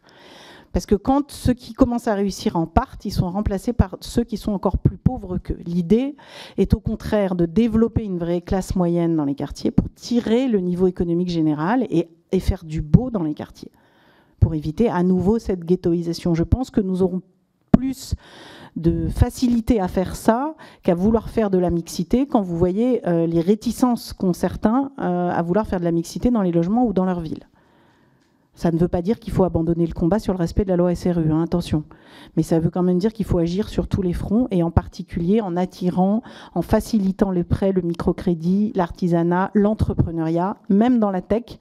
J'ai créé un club qui s'appelle Quartier 4.0 où j'ai 15 entrepreneurs de l'intelligence artificielle qui viennent me voir tous les trimestres et avec lesquels nous œuvrons pour soutenir des jeunes entrepreneurs des quartiers à créer et à innover dans la tech avec le soutien de la Banque publique d'investissement et de la Caisse des dépôts. Donc il y a franchement un dynamisme qui mérite vraiment d'être souligné et qui permet aussi de faire des quartiers des pôles attractifs.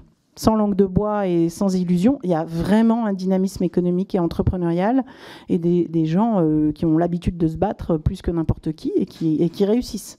Et c'est aussi ça qu'il faut raconter sur la politique de la ville. Voilà sur ces aspects-là.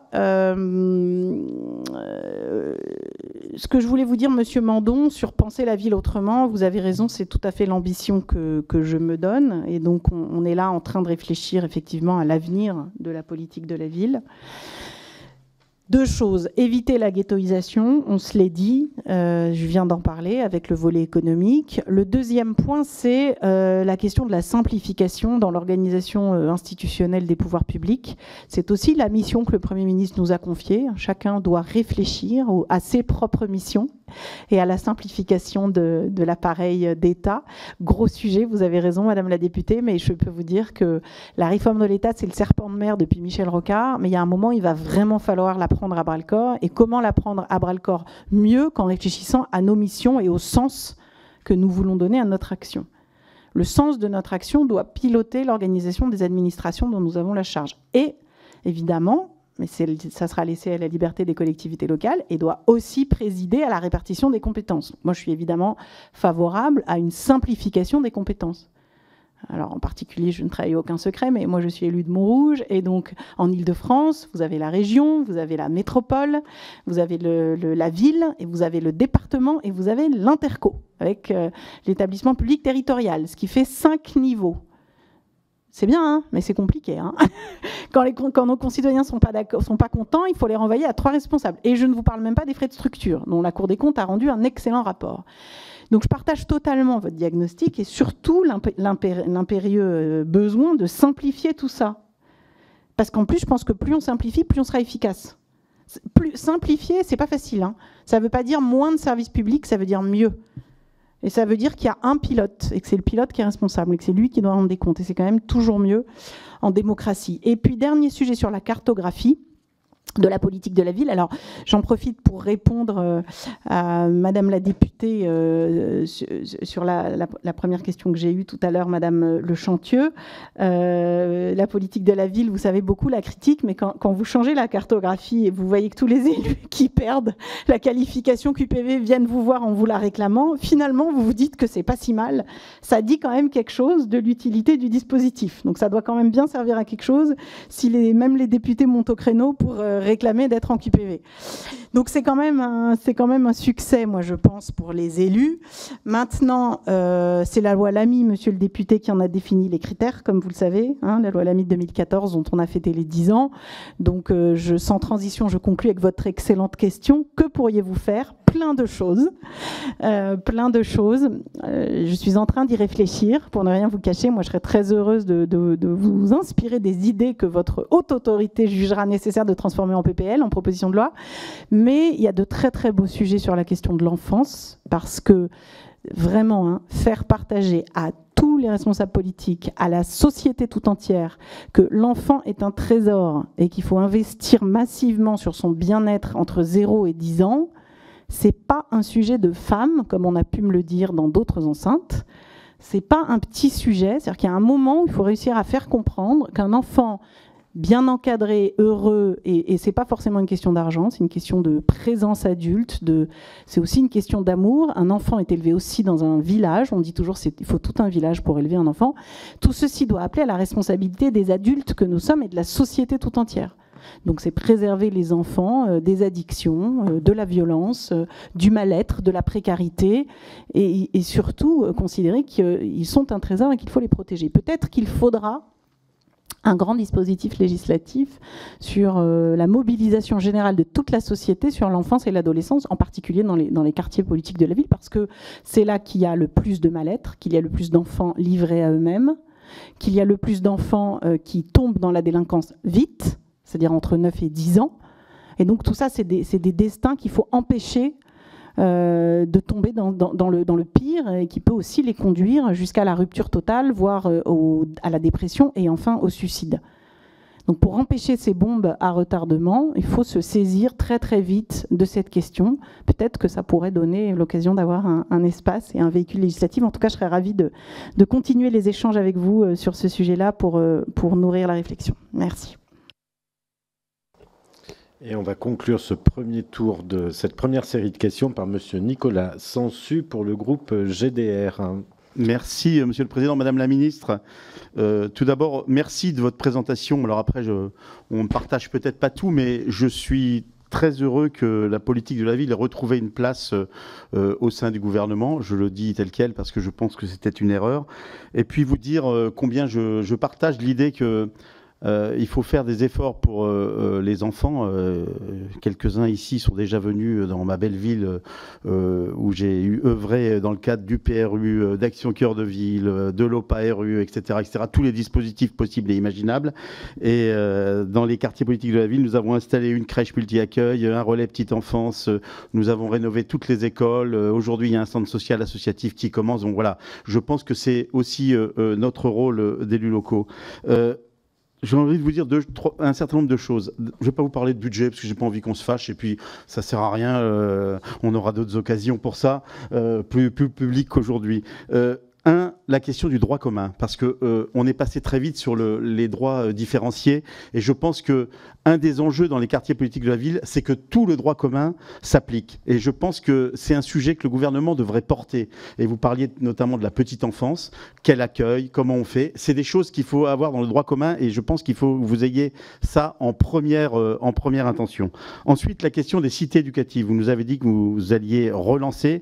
Je pense que c'est une bonne idée parce que que l'abandon qui a été annoncé à un moment a fait beaucoup de mal à un certain nombre d'équipes que je connais qui s'étaient engagées justement pour porter un projet, et je trouve que ça n'a pas été une bonne chose, sachant que tous les QPV ont souvent des programmes de réussite éducative et que des fois les zonages ne sont pas les mêmes entre le PRE, la REP et la cité éducative. Donc s'il vous plaît, surtout simplifiez ça, c'est vraiment quelque chose que je demande. Ensuite, sur les contrats de ville, moi je suis dans une petite ville où en fait il y a très peu de subventions, mais alors on fait des réunions et des réunions, ça coûte plus cher d'amener les services de l'État à la mairie à un moment que de financer un certain nombre d'actions. L'Union soviétique n'a rien à nous envier là-dessus. Franchement, simplifiez ça aussi. Quand vous avez 80 000 € à donner à l'année, faites confiance aux élus locaux, donnez les 80 000 € et vous aurez aussi un certain nombre de retours des associations. Mais pour donner 1 500 € à une association, ne demandez pas des milliers et des milliers d'évaluations. Enfin, le NPNRU était un très bel outil avec la pluralité des financements. Quid de la pluralité des financements pour les autres dispositifs qui concernent la politique de la ville? Je vois monsieur Bourron qui me regarde. Par exemple, alors, tout à l'heure, certains ont dit qu'il n'y avait rien dans la ruralité. Moi, je connais PVD, je connais Village d'Avenir. Il y a aussi Action Cœur de Ville qui concerne les villes un peu plus grandes. Comment on fait là aussi pour avoir de la pluralité des financements, y compris avec la DSIL, le Fonds vert, la DETR? Il faut à tout prix qu'on trouve les moyens de la pluralité des financements. Enfin, monsieur Bourron va être encore à l'index. Vous avez parlé de commerce. Il faut savoir quand même qu'on a un sujet de reprise des commerces et des centres commerciaux par la NCT, l'ex-EPARECA, parce que c'est toujours très long et très difficile. Et je n'en dirai pas plus. Et puis, une dernière chose, il se trouve que dans la ville que j'ai eu l'honneur d'administrer pendant 14 ans, nous avons un quartier politique de la ville de centre-ville. Et il me semble que vous devriez avoir aussi un regard tout particulier sur la question des QPV de centre-ville, y compris en lien avec les autres dispositifs de l'État, parce qu'aujourd'hui, ce n'est pas tout à fait la même chose que les quartiers, les grands quartiers, y compris par exemple pour reconstruire sur site. Quand on nous demande de reconstruire hors site quand c'est en centre-ville, c'est absolument stupide. Donc il faut à tout prix qu'on trouve, notamment sur le logement, des dispositifs qui soient adéquats. Je vous remercie.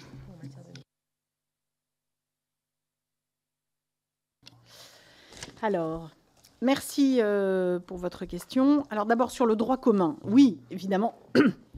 C'est évident que, vous savez, c'est pas avec mes presque 1 milliard d'euros que je vais réussir à combler tout le manque. Et d'ailleurs, c'est pas la vocation de la politique de la ville. La politique de la ville est une espèce d'aiguillon pour stimuler tout ça.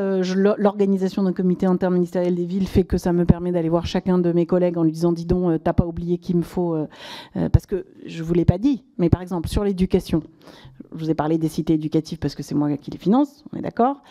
Mais ce que je souhaite, c'est qu'on aille plus loin, et j'en ai parlé avec Elisabeth Borne. Par exemple, sur la scolarisation des enfants dès 3 ans, on n'a pas réussi à atteindre un objectif satisfaisant dans les QPV parce qu'ils sont encore une minorité à être scolarisés. Mais vous voyez, moi, je vais même plus loin, parce que j'aimerais bien qu'on travaille, faute de place en crèche, j'aimerais bien qu'on travaille à la scolarisation des 2 ans en très petite section de maternelle. Pourquoi ? Parce que c'est quand même une solution qui est toujours meilleure que de laisser un enfant seul ou un enfant sans accompagnement. Mais vous voyez, typiquement ça, c'est quelque chose que je travaille avec Elisabeth Borne, et c'est évidemment pas moi qui vais pouvoir payer ça. Et donc, tout repose aussi sur la capacité du droit commun, comme vous l'avez dit, à se saisir de ces questions-là. Donc, sur la petite enfance, oui, vous avez 1000 fois raison. De ce point de vue-là, je travaille aussi sur les médiateurs que je finance et sur l'amélioration de leur formation, parce que tous ces personnels-là peuvent aider à l'accompagnement des enfants, notamment en bas âge. Deuxième sujet sur la simplification. REP plus cité éducative. Évidemment, vous avez raison, je comprends. Bon, alors, on va faire du cas par cas. Pourquoi ? Parce que tous les élus ne sont pas d'accord avec ça. Donc il va falloir faire là aussi de la dentelle, enfin c'est les joies et les peines de notre pays, c'est-à-dire qu'on ne peut pas faire une solution uniforme pour tout le monde, parce qu'en fait, bon déjà les cités éducatives, ça ne couvre pas tous les QPV, loin de là. Ensuite, il y a des endroits où il y a des REP et REP+, et des cités éducatives, il y a des endroits où des REP sans cité éducative, il y a des endroits où il y a des cités éducatives sans REP, et enfin il y a des endroits où il n'y a rien du tout. Donc vous voyez, on va faire du sur-mesure pour essayer de trouver des solutions. Mais j'ai déjà commencé à travailler sur vous connaissez les écoles orphelines, c'est-à-dire qu'en fait, c'est précisément des écoles, ça ressemble un peu aux poches de pauvreté, qui ne bénéficient pas de ces dispositifs-là, mais sur lesquels on va pouvoir travailler avec l'éducation nationale pour avoir le même type d'encadrement au moins. Et ça ira plus vite, parce que vous avez raison. il y a quand même une sacrée lenteur dans la mise en œuvre des dispositifs. Bon, il y a la lenteur, on en parlera tout à l'heure, qui tient au projet ANRU. C'est très très lent, on va parler de l'ANRU 3 du rapport, mais bon, alors on va pas pouvoir tout changer en un jour, mais moi ce que j'en retiens surtout, c'est que ce que je souhaite, c'est qu'on arrive à plus écouter les élus locaux, à avoir des dispositifs plus agiles et à pouvoir construire plus rapidement, notamment pour lutter contre les inégalités territoriales et en particulier en centre-ville. Je vous rejoins tout à fait sur le centre-ville, sur les QPV en centre-ville. D'ailleurs, je vais lancer des déplacements, donc si vous voulez m'inviter, je viens, pour voir comment on peut faire. Non, mais juste, vous allez l'empêcher, puis on va discuter. Eh ben, on va y aller avec Monsieur Bourron. Hein, on va à Vierzon. Ok, on y va. J'aime bien en plus votre ville, donc on y va. On y va. Alors voilà, pourquoi c'est important qu'on y aille ?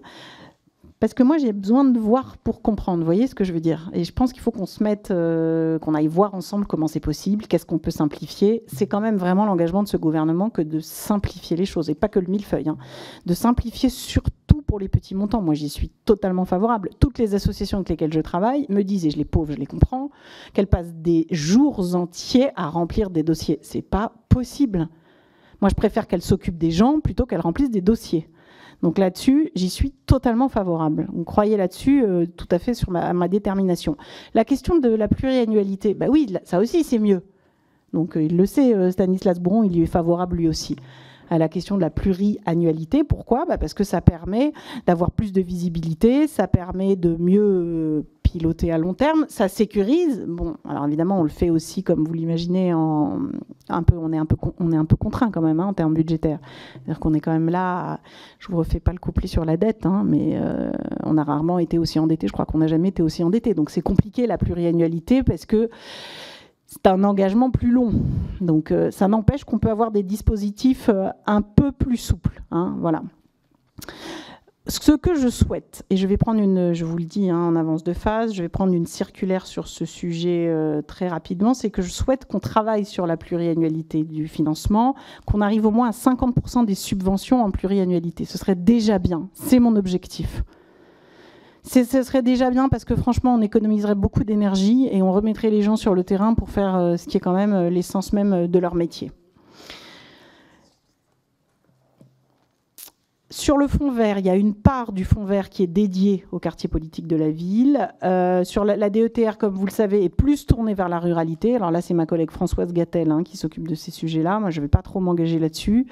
Mais il est certain qu'on pourra peut-être même envisager des déplacements communs, mais il est certain qu'il n'y a pas de politique de la ville sans politique de la ruralité. Je reboucle avec ce que disait Madame la députée tout à l'heure. Ne laissez pas croire, ne laissez pas nos concitoyens penser qu'on s'occupe plus des uns que des autres. Parce que ça, c'est vraiment du ferment inutile de discorde. La République fait plus pour ceux qui ont moins, en ruralité comme en QPV. L'ambition, c'est que chacun puisse avoir accès à un service public dans des conditions à peu près, et dans des conditions normales et dans des conditions décentes. Mais il ne faut pas opposer nos concitoyens les uns avec les autres. Vraiment, ne le faisons pas, d'autant que les parcours, il y a de la mobilité. Il y a aussi des personnes qui, de la ville, partent de la ville pour aller en ruralité, et inversement.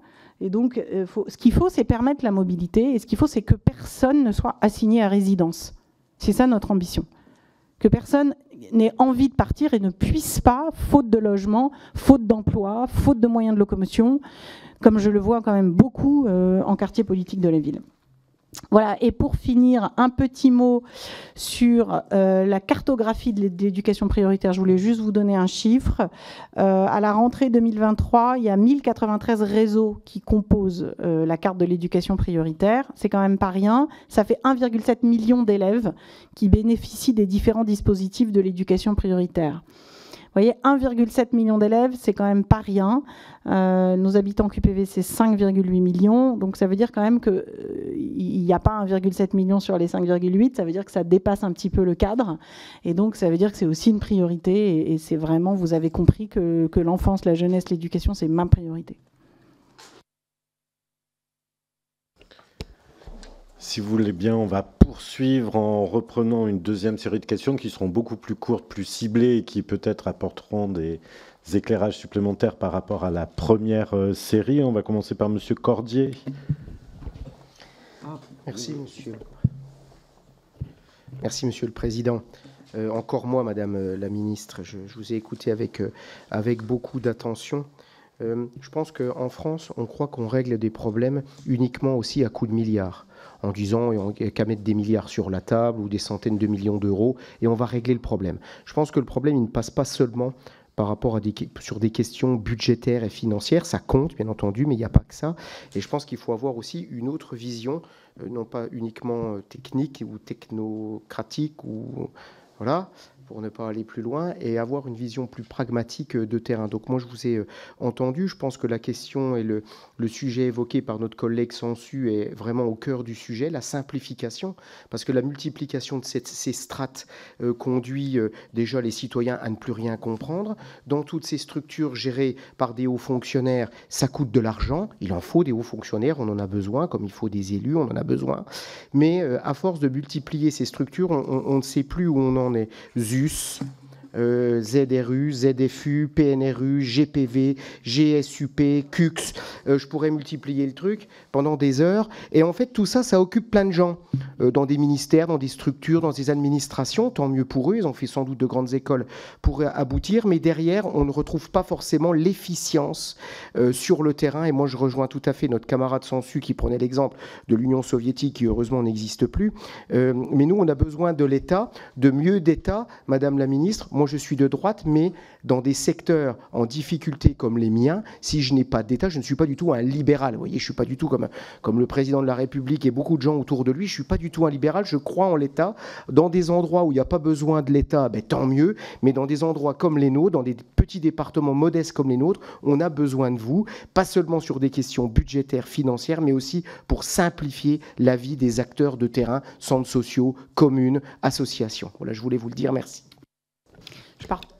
Je suis pas de droite non plus, mais je suis pas de droite, vous l'êtes, mais très sincèrement, je partage exactement votre ambition. Hein. Vous voyez, on est très au-delà des clivages. Alors c'est rigolo parce que moi j'ai appartenu à un autre gouvernement et à l'époque on avait le président de la République avait donné un rapport à un ministre sur la simplification et quelle n'avait pas été ma surprise lorsqu'il avait publié ses 84 mesures de simplification avec un pavé comme ça. Donc je rigole à peine, mais sincèrement, le serpent de mer de l'administration et du politique en France depuis 40 ans, c'est simplifier. Mais bizarrement, on n'y arrive pas. Donc il faut... Oui, mais... Monsieur Cordier, laissez Madame la Ministre vous répondre. Non, mais en même temps, je vais vous dire, il n'y a pas que l'administration de l'État, il y a quand même aussi les administrations des collectivités locales. C'est-à-dire que vous avez des élus locaux qui ont des administrations pléthoriques, des cabinets pléthoriques, et puis vous avez même des corps constitués qui réclament, chaque fois que les députés veulent simplifier, qui réclament qu'on protège leurs dispositifs.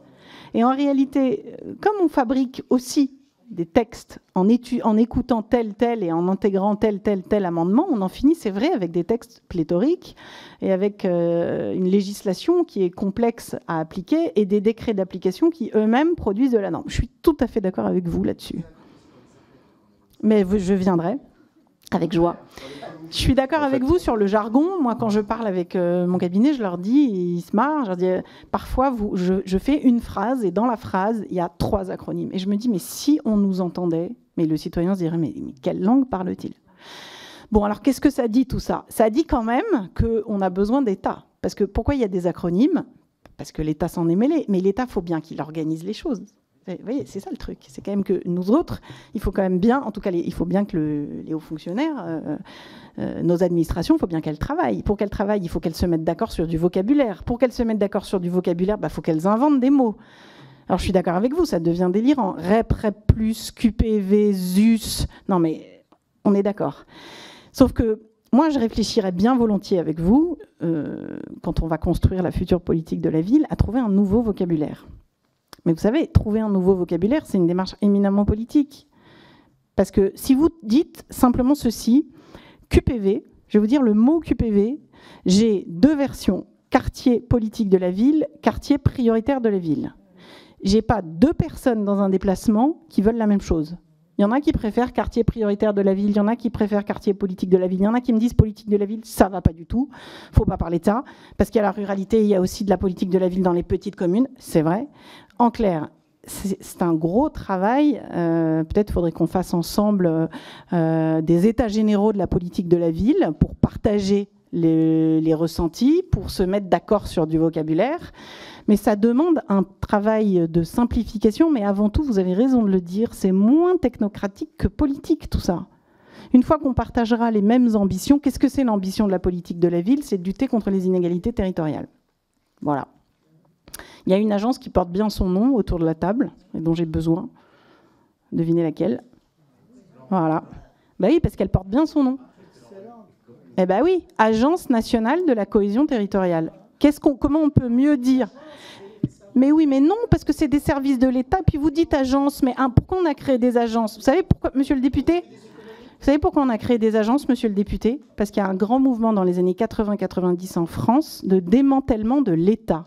Et donc le dernier truc à la mode des libéraux, c'était de dire on va faire des agences parce que c'est pas l'État, ce qui est faux. Voilà. Ben non, mais je suis désolée, moi je pense toujours la même chose depuis 40 ans, donc je ne vais pas me changer.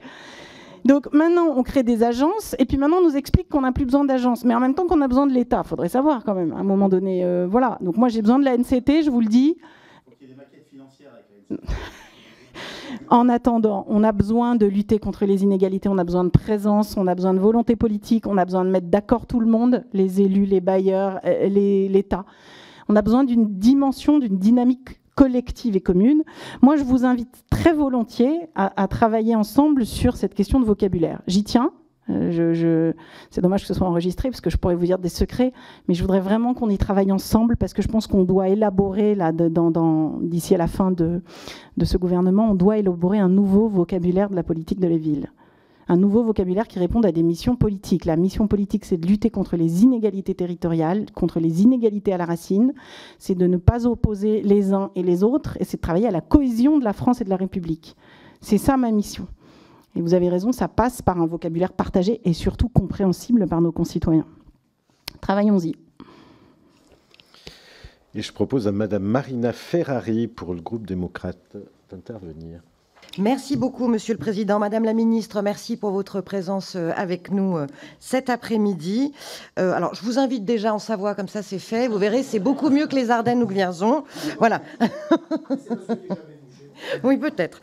Alors, on a beaucoup parlé aujourd'hui des enjeux justement d'unifier et de travailler en commun. Et c'est là-dessus que va porter ma première interrogation. Vous l'avez rappelé, les enjeux sont multiples en matière de politique de la ville, l'urbanisme, la rénovation de l'habitat, l'éducation, la sécurité, la culture, l'emploi. On voit bien que tous ces enjeux sont entremêlés et différents acteurs interviennent. Dans le programme 147, il y a une ligne, bien évidemment, pour aider et soutenir les structures mutualisatrices. Je pense au GIP notamment. Je pense qu'il serait intéressant qu'on puisse davantage inciter les collectivités et les parties prenantes au contrat de ville à rentrer dans les structures mutualisées, parce que l'idée, c'est bien d'embarquer tout le monde sur une politique commune avec des objectifs communs, avec des outils communs, afin de partager aussi l'aventure, si j'ose dire. Donc, qu'est-ce que vous pourriez imaginer? Je ne parle pas forcément du budgétaire, mais je crois beaucoup à la force de l'exemple, à la force du réseau. Donc, comment est-ce que vous voyez une évolution qui pourrait favoriser cette mutualisation? Deuxième question, je vous remercie de mettre vraiment en avant l'enfance et la jeunesse. Je crois que c'est extrêmement important. Et aujourd'hui, au moment où on parle beaucoup de justice des mineurs, votre propos prend encore plus d'importance. Alors, je voudrais vous interroger sur la place des EPID aujourd'hui, donc des établissements pour l'insertion dans l'emploi. Il y a, si j'ai bien lu le rapport, 2955 places ouvertes. De votre point de vue, ne devrait-on pas renforcer ce dispositif pour que davantage de jeunes aujourd'hui puissent voir un avenir plus radieux devant eux? Et puis également, peut-être que je me permets de vous dire que nous avons une collègue, Perrine Goulet, avec la délégation aux droits des enfants de l'Assemblée nationale, qui porte beaucoup ces sujets. Et je pense que ce serait intéressant que vous puissiez la rencontrer. Notamment, elle porte un projet de loi très important sur l'enfance. Et puis enfin, je partage votre sentiment, vous l'avez très bien dit. Là, on peut avoir à la fois un quartier, un QPV, et puis une carence SRU. Voilà, ça arrive, ça a été le cas dans une ville que je connais bien, où j'ai été longtemps élue. Alors on a beaucoup entendu, et je crois que le nouveau gouvernement en a parlé, l'idée de favoriser, ou en tout cas d'inciter les maires bâtisseurs. Donc où en êtes-vous de cette réflexion? Je crois que c'est une réflexion sur laquelle il faut que nous continuions à travailler. Je vous remercie. Merci beaucoup, Madame la députée Ferrari. Oui, alors sur les structures mutualisées, oui, moi j'y suis tout à fait favorable, mais je pense que ça relève vraiment d'un travail au niveau des préfectures de région avec les élus locaux, parce que vous voyez, ça c'est vraiment, faut vraiment s'adapter au territoire, faut voir ce qu'il y a comme projet, si les élus sont d'accord, comment faut le faire. Donc oui, évidemment, dès lors que ça simplifie les ambitions et que ça permet d'accélérer la mise en place d'un projet, j'y suis évidemment favorable. Bien sûr que ça complique pas tout, mais je suis tout à fait favorable à ça. Pour rebondir sur ce que vous disiez, évidemment, je serais ravie de rencontrer votre collègue Corinne Goulet. Perrine Goulet. Sur l'enfance, vous voyez, particulièrement sur ces questions-là, puisque vous parliez de délinquance, il faut quand même savoir que 40% des enfants de l'ASE ont subi un traumatisme dans l'enfance, que ce soit des violences familiales, que ce soit des viols, des incestes. Et c'est des traumatismes qui, s'ils ne sont pas pris en considération, en compte, conduisent souvent, tous les psychiatres le disent, à des ruptures avec l'école, des ruptures avec le milieu. Et vous retrouvez d'ailleurs dans les mineurs délinquants une très forte proportion de mineurs qui viennent de l'ASE. Donc ça signifie qu'il faut évidemment prendre le sujet à la racine. Et par exemple, sur les questions de santé mentale sur lesquelles je suis en train de travailler, l'idée d'un GIP dans certains coins pourrait être une excellente idée, puisqu'on pourrait imaginer ça entre eux avec... je ne veux pas tout encore vous en parler, parce que ce n'est pas bouclé, mais disons qu'il y a des moyens de mettre en place assez rapidement des accueils avec des psys bien formés pour s'occuper des jeunes dans le cadre des cités éducatives. Et donc peut-être qu'effectivement un GIP, ça pourrait être un bon outil pour le faire. Sur l'EPID, oui, alors bien sûr, moi je suis très favorable à l'EPID, c'est quand même un modèle unique. On en a sur la co-tutelle, comme vous le savez, avec le ministère du Travail et de l'Emploi et le ministère des Armées. C'est 1,7 million en loi de finances initiale pour 2025 dans le programme 147, et c'est le double du côté du ministère du Travail et de l'Emploi. Donc on est à plus 1,7 million sur le programme 147. C'est plus 1,7 million. En 2023, il y avait 4 nouveaux centres EPID. C'est au CIV 2023, on a comptabilisé qu'il y en avait 4 de plus qui accueillaient 5000 jeunes, et ils ont été annoncés. Donc c'était un projet, donc ça c'est pas fait. Okay, donc ça, moi je vais suivre ça. Pour le moment, on n'y est pas encore, je vous le dis franchement. J'aimerais bien pour pouvoir en ouvrir au moins un des 4 dans l'année, mais je ne sais pas si on va y arriver.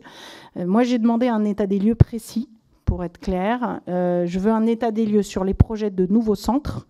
On m'a fait des propositions concrètes et je vais prendre des arbitrages rapidement en fonction de nos capacités de financement.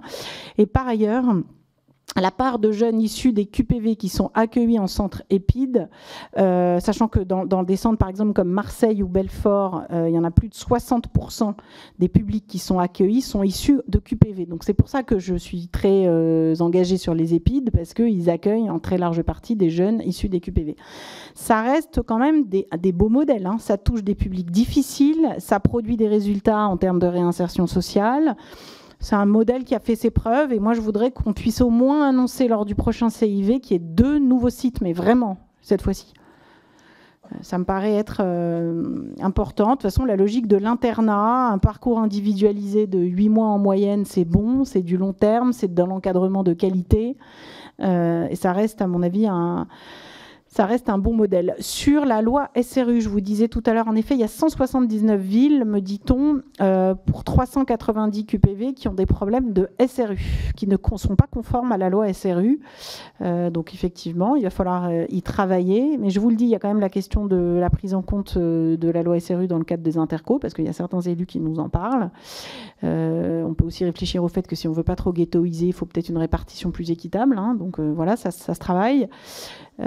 Et le fonds vert prévoit, c'est 150 millions d'euros, me dit-on, pour le projet maire bâtisseur dans le cadre du fonds vert, qui devrait permettre justement de répondre, de résoudre une partie de ces difficultés de financement dans la construction du logement.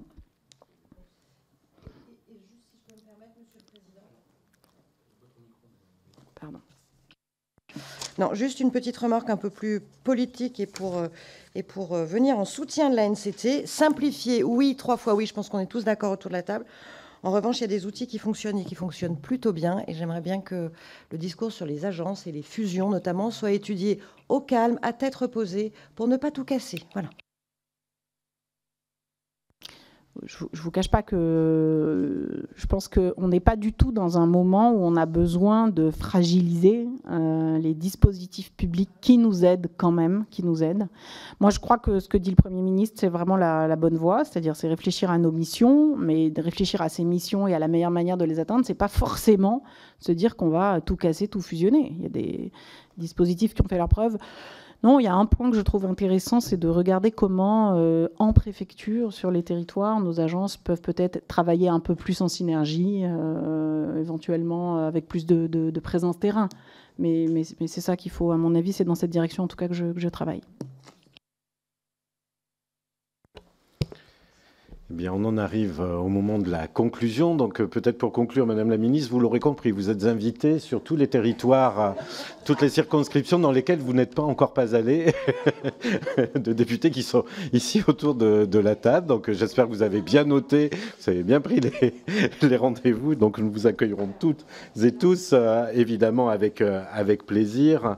Peut-être vous dire, et en tout cas, je vous remercie du temps que vous nous avez consacré ce soir pour ce premier échange. C'est un premier rendez-vous qui nous offre, je pense, de belles perspectives de travail.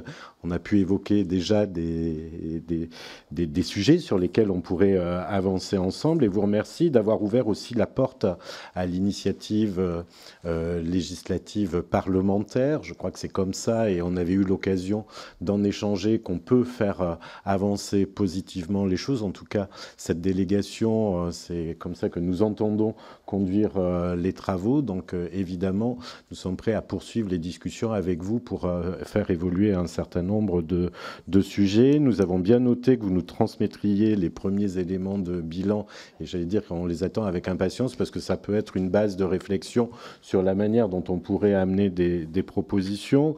Moi, je voudrais remercier Marina Ferrari et la reprise que vous en avez faite sur la défense des agences qui apportent véritablement des choses positives pour atteindre nos objectifs, surtout à un moment où on a, et je sors du conseil d'administration de France Urbaine, qui réitère ce besoin d'avoir de la visibilité, de la pluriannualité dans les engagements qui peuvent être pris.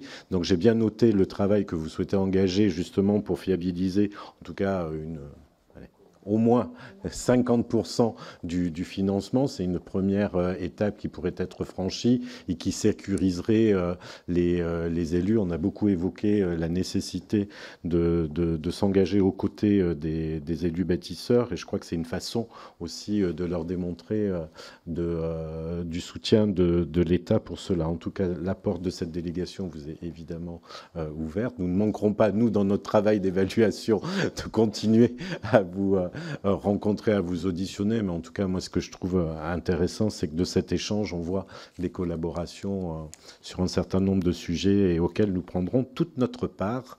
Merci beaucoup à vous, à vos équipes de nous avoir consacré ce temps, et à très vite. Merci. Je voulais remercier moi aussi en particulier Cécile Raquin, Stanislas Bourron, Alexandre Sens et Corinne Delamétrie, parce qu'ils sont vraiment très précieux pour nous. Et puis tout mon cabinet que vous avez là, mon directeur de cabinet, Guillaume Quenet, Jérôme Ségui, Delphine Besson que vous connaissez, et Christine Jacob qui est directrice adjointe de cabinet. Ils sont évidemment totalement à votre disposition et à votre écoute. Vous connaissez tous Delphine, et donc n'hésitez surtout pas pour le suivi de tout ce qu'on vient de se dire.